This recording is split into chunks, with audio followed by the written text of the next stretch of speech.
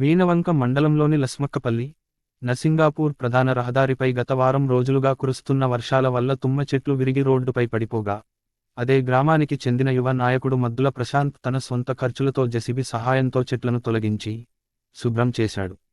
రోడ్లపైన పలు చెట్లు విరిగిపోయి ప్రధాన రహదారి పైనే పడిపోవడంతో వాటిని తీసేవారు లేకపోవడంతో రాకపోకలకు తీవ్ర అంతరాయం కలుగుతుంది.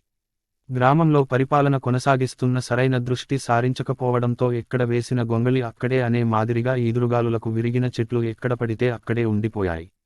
ప్రజల అవసరాలను దృష్టిలో పెట్టుకొని పని చేయవలసిన నాయకులు పట్టించుకోవడం లేదు. యువ నాయకుడు ముందుకు వచ్చి తన సొంత ఖర్చుతో శుభ్రం చేయించాడు. అదేవిధంగా సొంత గ్రామంలో చనిపోయిన కుటుంబాలకు తన వంతు సహాయంగా ఆర్థిక సహాయం అందజేస్తున్నాడు. ఇలాంటి నాయకుడు మన మండలానికి ఉన్నాడంటే ఒక గొప్ప వరమని చెప్పుకోవచ్చు.